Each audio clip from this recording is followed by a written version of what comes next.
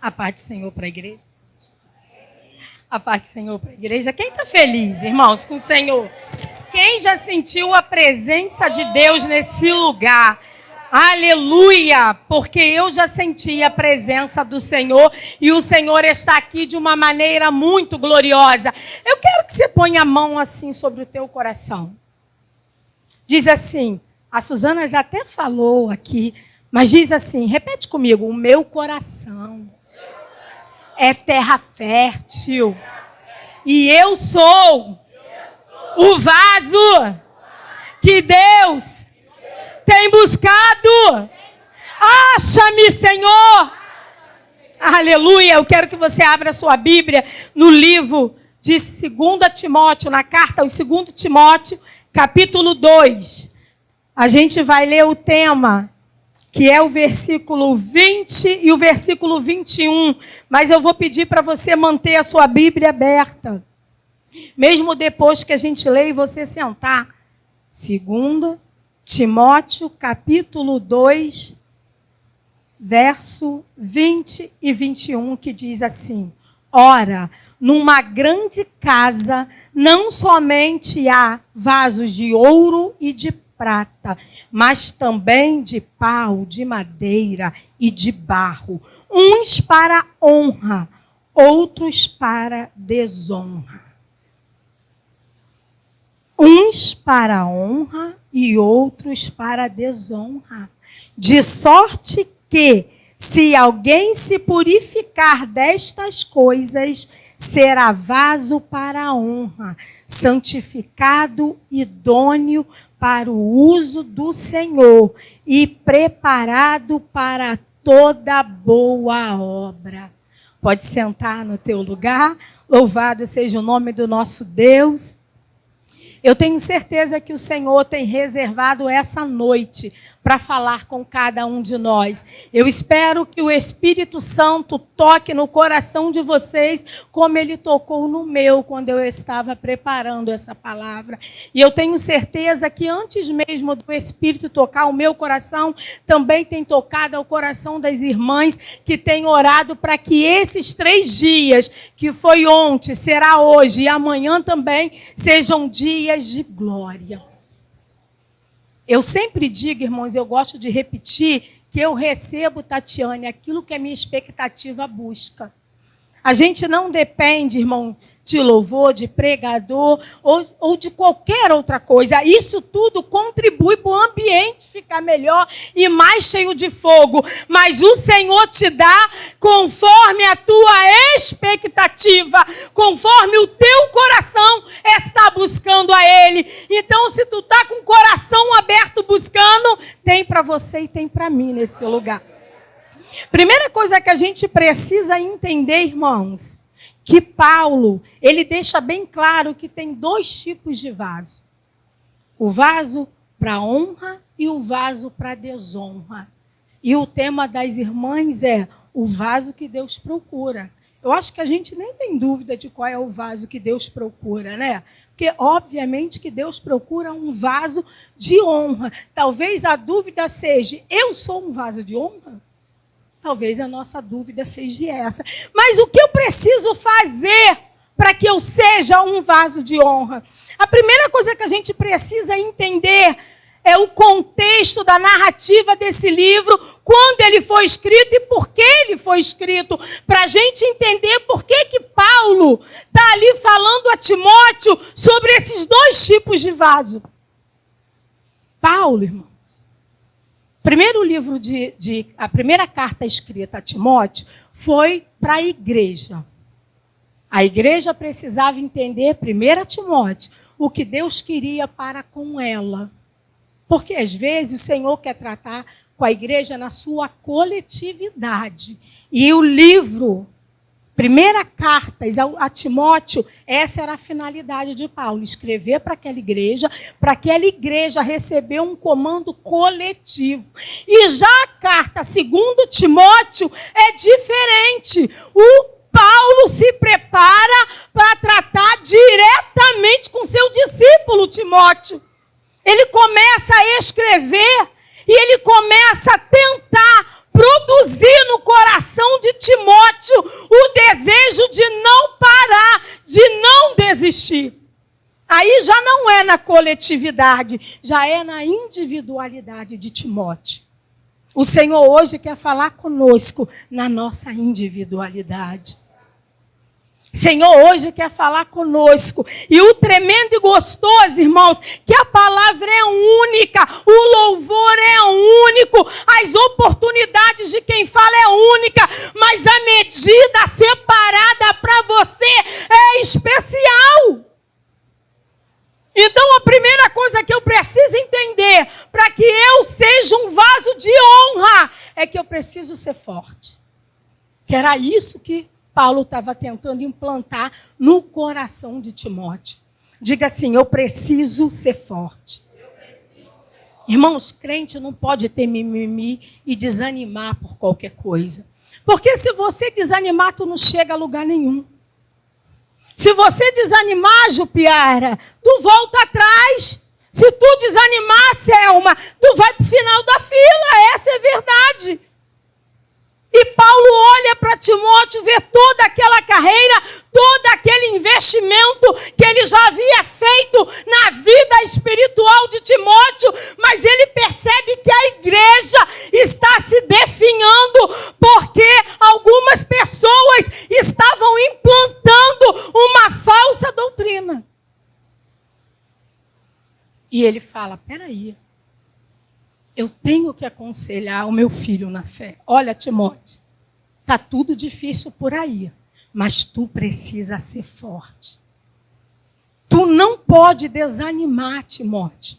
Tu não pode olhar para a igreja e desistir. Tu não pode olhar para os que estão desistindo e você desistir também. Eu não sei o que Deus tem implantado no teu coração, mas não desista daquilo que Deus colocou. Então, a primeira coisa que eu preciso entender para eu ser um vaso de honra é que eu preciso ser forte. E forte, irmãos, não é aquele que nunca perdeu. Não é aquele que nunca saiu frustrado em meio a uma busca ao Senhor. Mas forte é aquele que não desiste. Então, hoje eu quero que você receba a unção da persistência, a unção da constância, para você permanecer firme na fé que o Senhor tem implantado no teu coração. Que o Senhor implanta em cada um dos nossos corações a fé.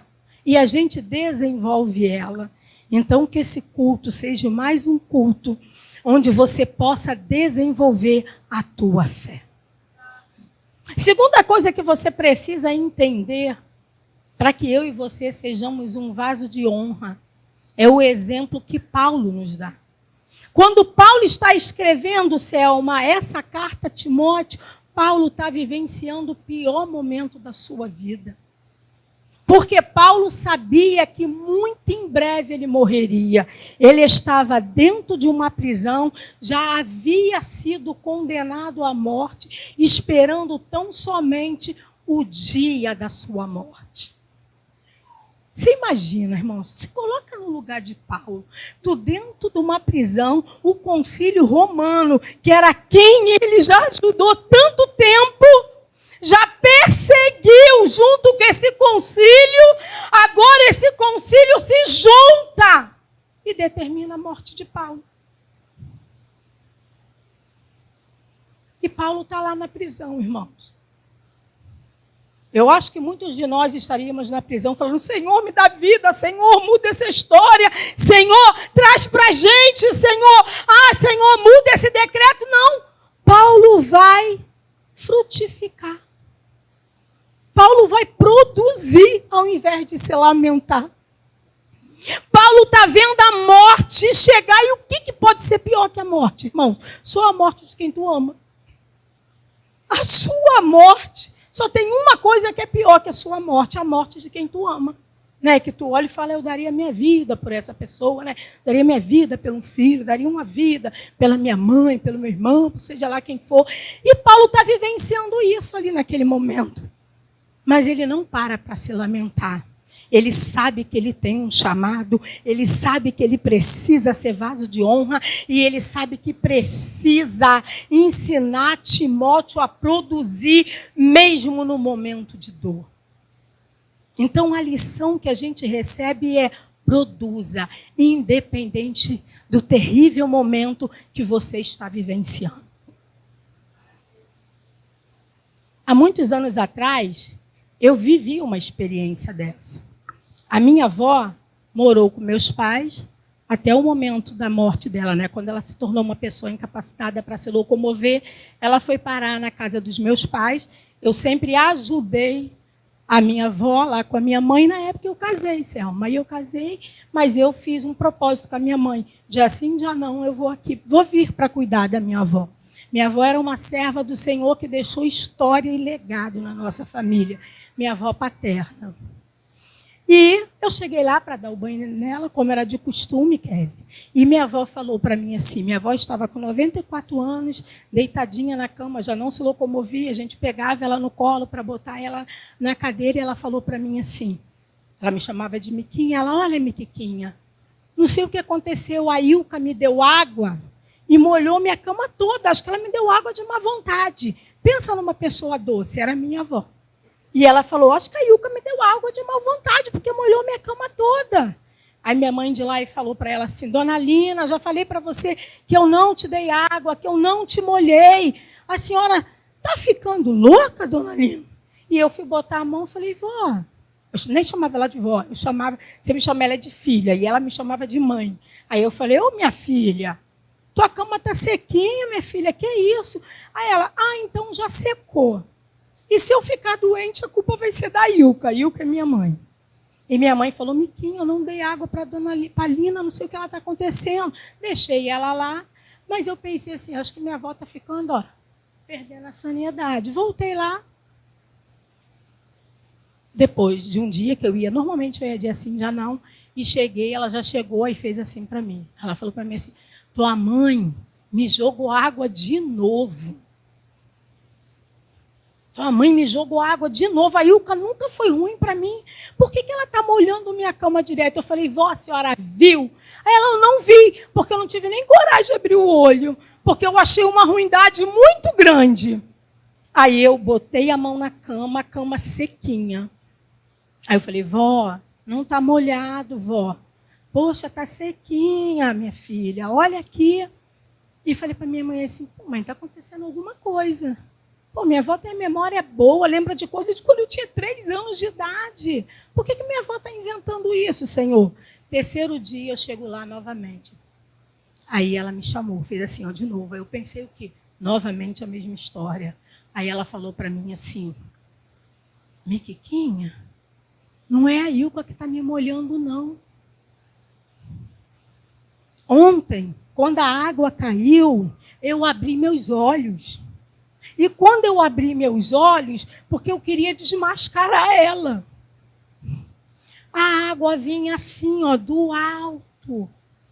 Eu não sabia de onde ela surgia, mas era tão real que eu me sentia molhada. E ontem eu coloquei a mão e realmente não estava molhado.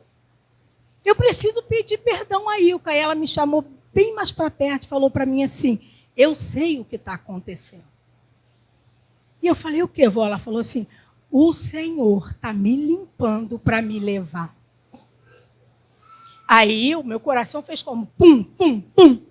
Aí ela chegou bem pertinho de mim. A minha avó, antes de eu aceitar Jesus, minha avó sempre botou a mão na minha testa assim e dizia para mim assim, eu não acreditava em Deus, ela falava assim: minha filha, tu ainda vai servir ao Senhor e tu vai ser uma bênção com o Senhor. Ela tinha fé e profetizava. E nesse dia ela me chamou e botou a mão na minha testa. Só que ela disse para mim assim: o Senhor vai me levar. Mas eu quero te dar um conselho. A vovó quer te ensinar uma coisa. Nunca desista de Jesus. Porque Ele é muito bom. Por isso que eu repito muito essa frase, porque eu lembro desse dia. Porque minha avó falou isso para mim. Vai ter momentos difíceis, minha mãe. mas não desista, porque Jesus é bom. E eu olhei e falei, minha avó foi uma pessoa que sofreu muito, irmãos. Sofreu muito pelo Evangelho. E eu pensei assim, meu Deus, minha avó morrendo, sabendo que Jesus... Na hora eu fiquei até em dúvida, para te falar a verdade, igreja. Minha mãe que falou para mim assim, ó, se ela está sentindo isso no coração dela, eu já estou sentindo há muito tempo. Eu acho que o Senhor só está preparando a casa para levar a dona Lina assim. E eu falei, mãe, até nesse momento minha avó é alegre, porque ela terminou de me abençoar, me beijou. Irmãos, 4 dias depois minha avó partiu. Mas por que eu estou contando isso para você? Porque parece Paulo, irmãos. Está ali sabendo que o Senhor vai buscar, mas não deixa de adorar. E o que eu quero te ensinar com isso? Por mais que o fim não seja o fim que você espera, não seja o fim que você... Porque tem fim que a gente já sabe, irmãos. Tem fim, isso não vai dar certo no final, a gente já sabe. Porque o certo é aquilo que a gente entende como certo, né? Dentro dos nossos conceitos a gente pensa, tu vai mais numa prova, não estudou nada. Isso não vai dar certo. Tu já sabe o fim. Só que eu quero dizer para você, independente do fim que você está vendo, produza dentro do teu chamado. Não deixe que nada roube a tua adoração, que nada roube a tua fé, que nada roube a tua vontade de viver.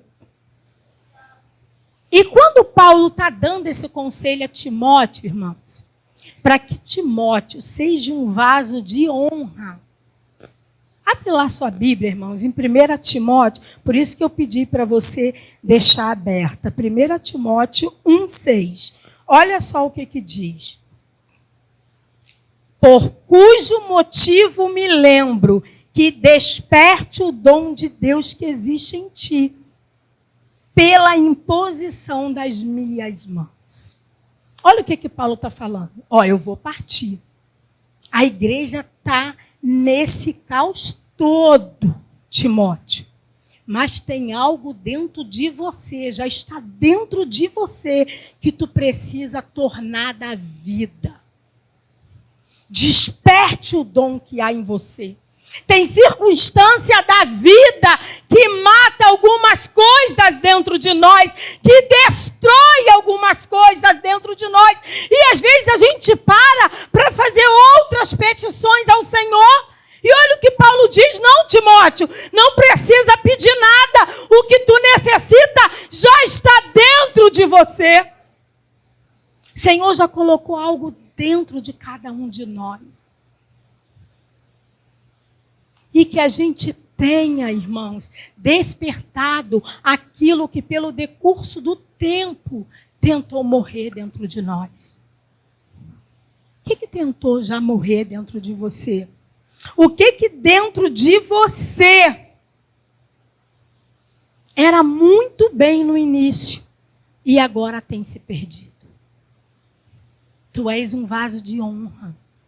Não deixa cair nada do que o Senhor tem colocado dentro de você. Aí ele dá outro conselho a Timóteo. Ele fala para Timóteo assim, vê aí, no capítulo 2, no versículo 15, ó. Procura apresentar-te a Deus, aprovado como obreiro, que não tem do que se envergonhar, que maneja bem. Repete comigo, que maneja bem a palavra da verdade. Irmãos, Paulo não falou assim, ó, Timóteo, procura apresentar-te aprovado diante do Senhor e maneja aí a palavra da verdade. Ele falou, maneja bem. Só maneja bem, irmãos, quem busca entender a palavra. Porque ele sabia que o tempo era difícil. E se a palavra não tivesse dentro do coração de Timóteo, Timóteo não ia resistir aos dias maus. Porque a palavra é a manifestação de Deus expresso. Então, se a manifestação de Deus, a única forma de conhecer Deus é através da palavra, de conhecer os feitos de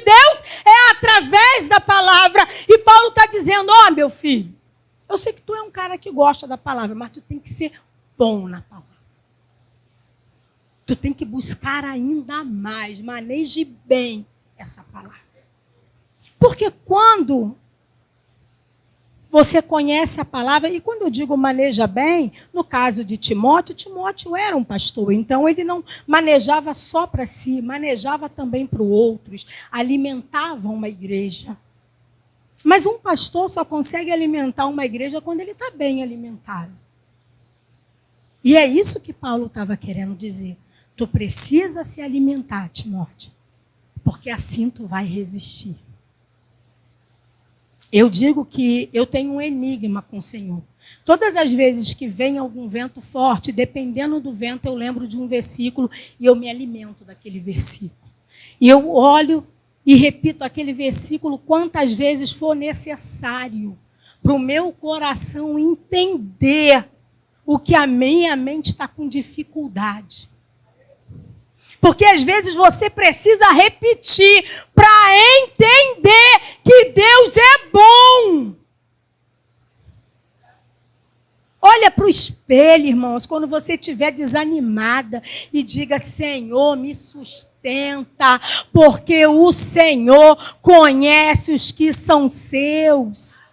Senhor, me sustenta, porque teu braço forte nos tira do deserto. Senhor, me sustenta, porque nos dias maus o Senhor me põe de pé. Eu não sei qual versículo fala com você, mas você precisa conhecer a Bíblia para recitá-lo quando se faz necessário. Eu sempre falo isso aqui na igreja, que o meu momento mais difícil foi a perda do meu irmão. Eu pensei que eu não fosse suportar. E eu olhava para o espelho, Suzana, e eu só dizia assim, ó, a vontade de Deus é boa, agradável e perfeita. Senhor, eu não estou conseguindo entender, Senhor. A minha dor é grande, mas a tua vontade é boa, agradável e perfeita. Senhor, Satanás está tentando tirar minha adoração, mas a tua vontade é boa, agradável e perfeita. Senhor, eu perdi a vontade de te adorar, Senhor. As minhas mãos não se levantam mais com prazer, mas a tua vontade é boa, agradável e perfeita. E quando a gente repete para mim esse versículo, irmãos, foi uma vitamina fortíssima. Eu não sei qual vai ser o teu. Eu não sou chegada a louvor, irmãos. Eu gosto muito de Bíblia. Claro que tem louvor que mexe comigo profundamente. Eu não estou dizendo que eu não ouça, mas não é uma coisa que eu busque para me encher. É muito raro. Eu sou muito repetitiva. Então, quando eu ouço, é só Renascer Place. Vou lá no passado, 10 anos, ligo qualquer louvor da bispa. A voz da bispa fala muito comigo. Mas eu lembro que naquele momento eu não tinha palavra para orar. Então, eu botava louvores. Eu dizia no louvor, dessa vez eu tranquei a porta, entrei para o quarto, ninguém fala mais comigo, Senhor. Mas quando a tua dor é grande, o Senhor se manifesta trazendo alegria e renovo. Quando a sua dor é grande, o Senhor vai trazer alegria para falar com você. Abre aí a tua Bíblia, onde a gente leu, 2 Timóteo. Vamos ler agora, irmãos, do versículo 15 em diante, para a gente entender. Ó, procura apresentar-te a Deus aprovado como obreiro, que não tem de se vergonhar, que maneje bem a palavra da verdade, mas evita os falatórios profanos. Olha o conselho dele. Para depois ele falar do vaso de honra e de desonra, ele diz assim, ó, evita os falatórios profanos, porque produzirão maior impiedade. Aí olha o que ele diz. E a palavra desses roerá como um gangrena. Olha a palavra de quem roerá como gangrena. A palavra, está lá no versículo 17, a palavra de Emeteu e Fileto. Às vezes, irmãos, a gente se depara com uma pessoa no erro e a gente acha que é errado falar o nome da pessoa. Olha aí o que Paulo faz. Ó, esses dois aí, ó, tem mais, mas esses aí são os cabeçudos que estão tentando destruir a igreja. Cuidado com eles. Não dá atenção para eles, não. Porque eles roerá a igreja. A impiedade vai chegar através deles. Se você, Timóteo, abrir as portas para ele. É isso que Paulo estava dizendo. E às vezes a gente fica cheio de mimimi. Será que eu vou magoar aquela pessoa? Ai, meu Deus. Aí quem não é ligado e não conhece Bíblia fala, falta amor no coração. Falta amor nada, irmãos. Falta vergonha na cara de quem faz o erro. A gente não tem que chegar com amor, irmãos, e encobrir o erro de ninguém. Com amor você exorta para que a pessoa saia dessa condição, se a pessoa quiser sair, porque a escolha é da pessoa. Só que se Paulo chegou falando isso, dentro da experiência e do conhecimento de Paulo, irmãos, Paulo entendia que esses dois estavam escolhendo aquele caminho de perdição. Paulo estava entendendo isso. E ele diz assim, ó, se afasta deles. Se tu percebe, irmãos, que alguém não maneja bem a palavra da verdade, tem vacilado na fé, porque tem sido levado por vãs filosofias, então não tem que andar com essa pessoa, irmãos. Ah, pastora, mas vou deixar ela para lá. Vai ganhar quem não conhece Jesus, irmãos.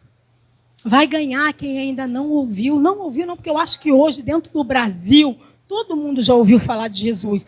Mas quando eu digo não ouviu, é porque tem pessoas, irmãos, que a palavra ainda não penetraram dentro do coração dessas pessoas. E elas ouviram falar e conheceram muito superficialmente. Porque, na verdade, quem revela Jesus para essas pessoas somos nós, com o nosso estilo de vida.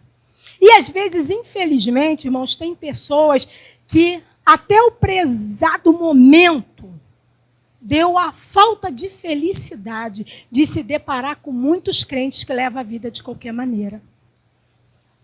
E acaba não querendo uma vida de fé. Mas sabe para que Deus te chamou e Deus me chamou? Para despertar a fé e a sede em quem ainda não provou de Jesus. Eu não estou dizendo com essa palavra para você abandonar aquele que está enfraquecido na fé. Não é isso, a Bíblia não fala sobre isso. Não, esses dois homens, eles não estavam enfraquecidos na fé. Eles sabiam muito bem o que estavam fazendo e estavam fazendo com prazer. Não era um enfraquecimento. Era um estilo de vida para eles. E Deus chama a nossa atenção. O púlpito, desde o ano de 1993, eu ministro a palavra, irmãos. E eu subo no altar. E eu acho, assim, durante muito tempo eu questionei isso. Eu falei, será que eu sou medrosa? Porque todas as vezes que eu tenho a oportunidade para ministrar, irmãos, eu tremo dos pés à cabeça. Todas as vezes que eu sei que eu vou subir ao altar, eu fico assim, extremamente nervosa. Eu digo, Senhor, que não saia nada de mim. Mas, Senhor, que tu veja o coração da igreja e responda à igreja, Senhor, com aquilo que a igreja precisa. Porque eu tenho muito medo de usar o meu coração, a minha maneira de enxergar a vida, para falar que é Jesus. Porque Jesus se responsabiliza pelo que nos manda falar e não por aquilo que a gente fala, quando Ele não nos ordenou. Mas eu quero ser vaso de honra. Se tem 2 tipos de vaso, eu já escolhi que tipo de vaso eu quero ser. Você já escolheu e já colocou isso no teu estilo de vida? Que tipo de vaso você quer ser? Olha só, o versículo 19 agora. Todavia, o fundamento de Deus fica firme, tendo este selo. Repete comigo, selo.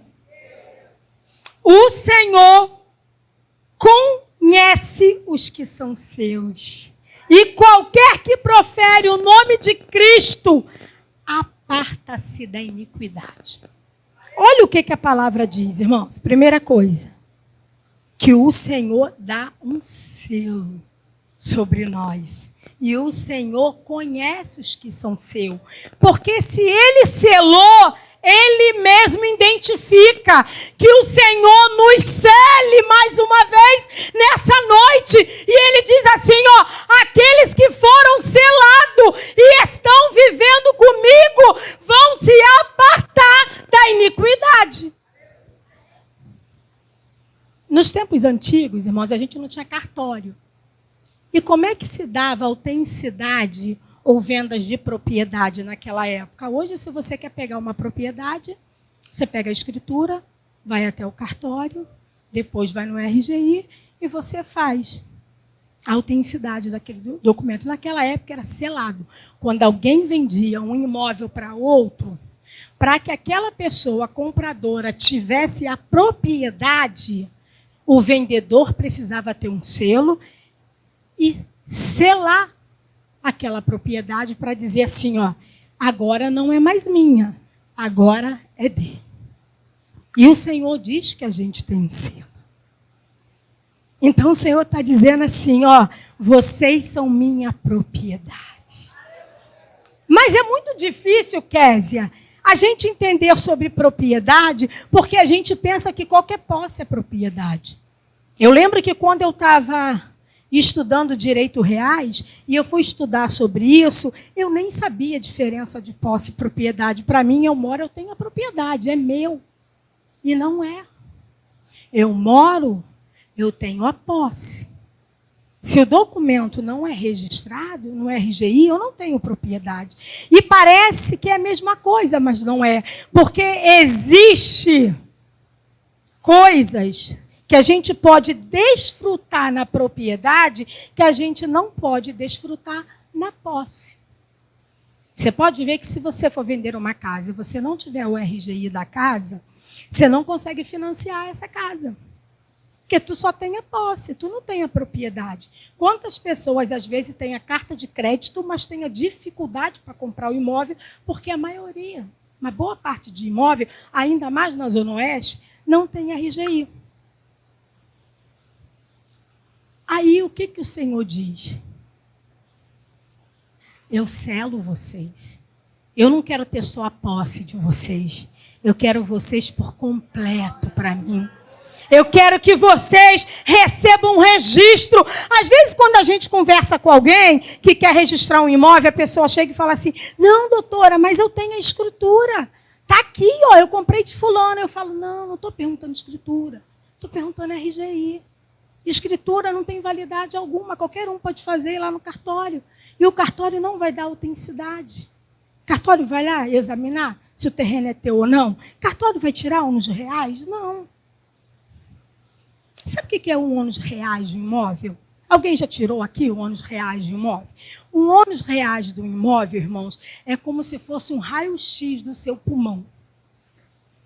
Você vai até o cartório de competência, você vai dizer assim, eu preciso do ônus reais desse endereço, desse imóvel que está nesse endereço aqui. Vamos dar o exemplo aqui. A nossa igreja ela fica localizada na Rua do Registro, número 107, CEP 21.832/270, Senador Camará, Rio de Janeiro. Aí a gente chega lá e fala, eu quero o ônus reais deste imóvel. Nós compramos esse imóvel do seu Mauro. Seu Mauro comprou de um tal, se eu não me engano agora, de Siloé. Não sei se esse foi o primeiro dono ou não. Mas se a gente tirar o RGI, irmãos, no RGI vai sair, Suzana, quando isso aqui era só terra. A primeira pessoa que morou aqui. Se isso nunca teve registro, irmãos, fica difícil. Porque vai só ir demonstrando as posses. As posses. Quem quer comprar alguma coisa, irmãos, Tem que tirar uns reais para ver quem manda naquele terreno. Tu não entendeu, não. Quem manda naquela propriedade. Irmãos, se o Senhor tirar o nosso RGI, quem manda na nossa propriedade? Quem manda na nossa vida? Quem é que está sendo parceiro da nossa vida? Porque o Senhor quer ser proprietário real da nossa vida. E é isso que ele diz. Eu joguei um selo sobre vocês. Vocês são meus, inteiramente meus.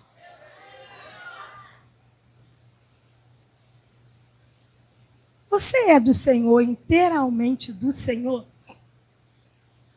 O selo, no tempos antigos, simbolizava isso. Propriedade e autenticidade. Aquele dono fez isso. Mas e a Bíblia?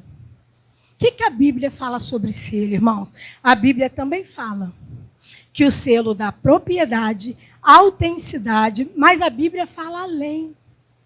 A Bíblia diz que um selo também dá autoridade e proteção divina.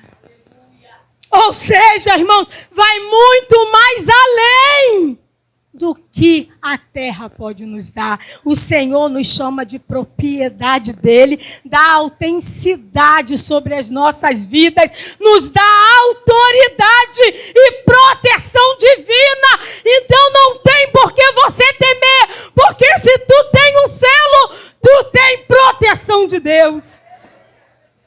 Para tocar nessa propriedade, irmãos, tem que passar pelo Senhor. E se alguém invadir a sua propriedade, irmãos? Quando eu descobri isso também, Suzana, eu fiquei fascinada. Que o direito, ele proíbe qualquer tipo de violência física. Você não pode agredir ninguém sobre hipótese alguma, com uma única exceção. Tem uma exceção que o direito permite você agredir uma pessoa. Sabe qual é? Se essa pessoa invadir a sua propriedade. Se chama de autotutela. Você protege o bem que te pertence. Irmão, se alguém tocar em você, o Senhor vai se mover, porque está tocando no bem que pertence a Ele. É a única violência física que o direito protege. Ninguém toca no que é teu. Invadiu a tua casa, cabo de vassoura, bota para sair fora, irmão.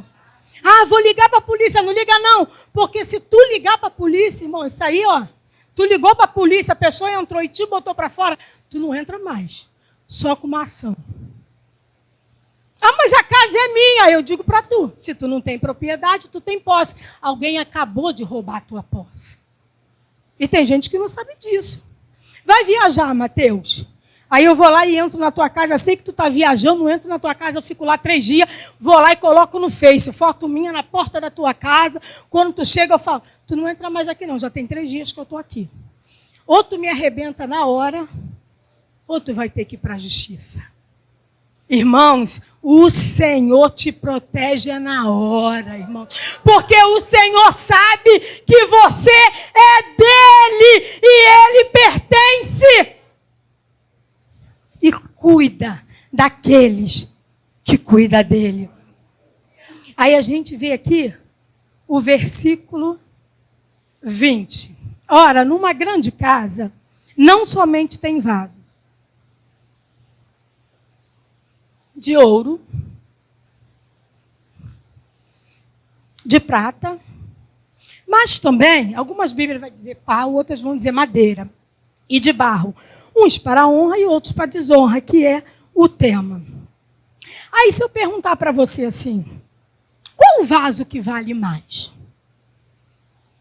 O vaso de ouro, o vaso de prata, o vaso de madeira ou o vaso de barro? Qual o vaso que vale mais? Não estou dizendo na realidade. De ouro, a gente não tem dúvida que é o vaso de ouro. A gente não tem dúvida disso. Que o vaso de ouro tem um valor financeiro muito acima de qualquer outro. Só que na casa do Senhor, o que é importante é que quando essa palavra foi ministrada ao coração de Timóteo, Paulo estava querendo dizer a Timóteo assim, olha, não dê valor às aparências. O Senhor não vê como o homem vê. Porque tem gente, irmãos, que só quer ser vaso de ouro.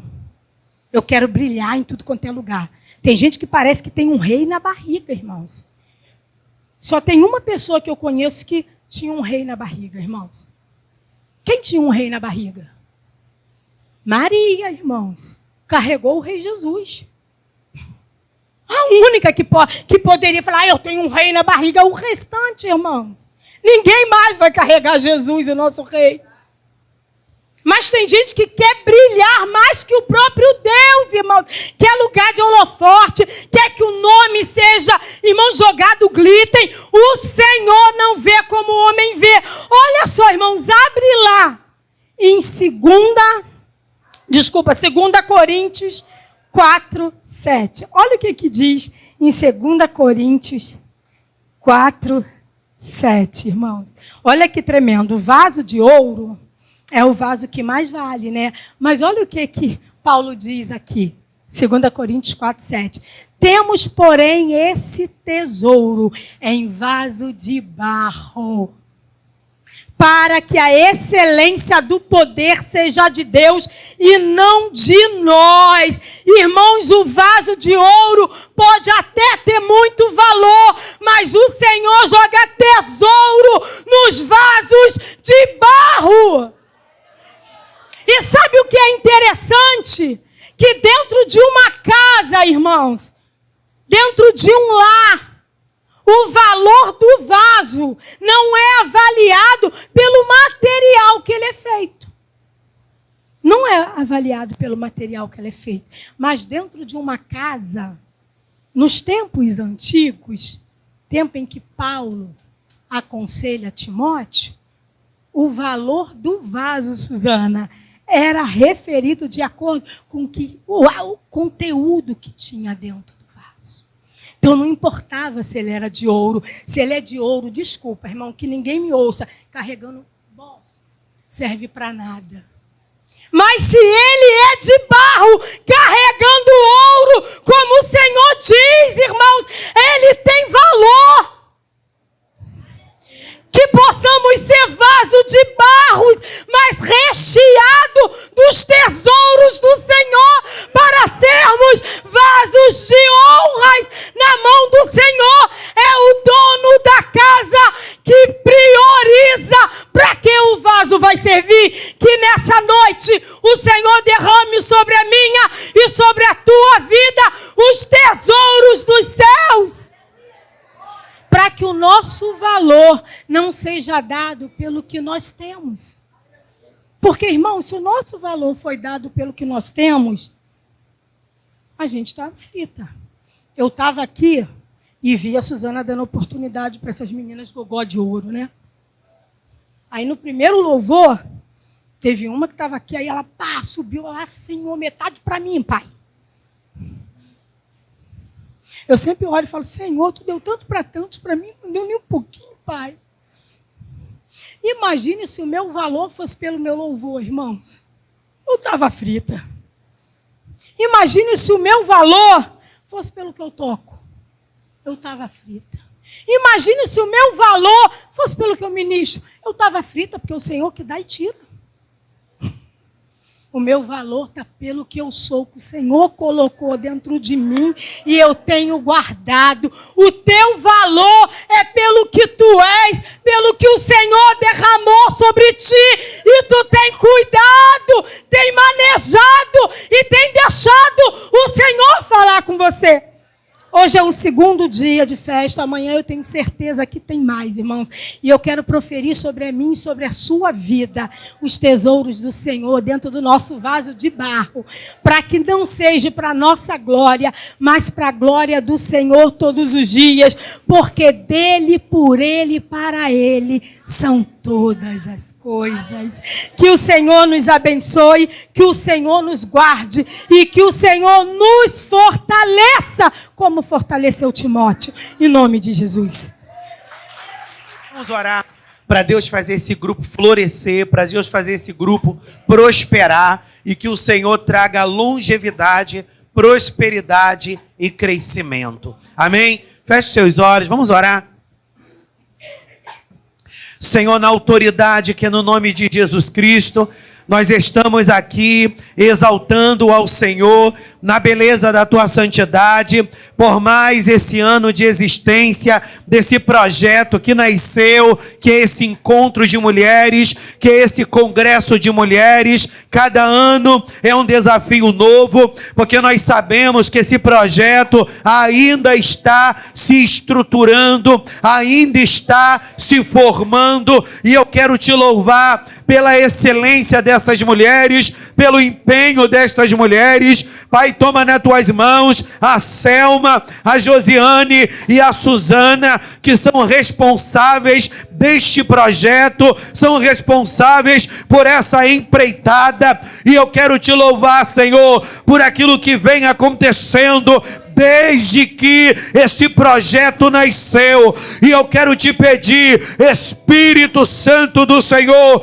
libera o renovo, libera a sustentação, amplia a visão de cada uma dessas mulheres que já fazem parte dessa rede. Desperta tantas outras mulheres que fazem parte dessa igreja, desse ministério, e ainda não se aliançaram nessa rede. Espírito de Deus, faça esse trabalho expandir, faz esse trabalho crescer, faz esse trabalho, Senhor, alcançar mais e mais mulheres. Que todo desânimo, que todo contra-ataque do inferno para fazer com que estas mulheres se percam no caminho e não vá adiante, nós repreendemos em nome de Jesus, como essa temática. Que cada uma destas mulheres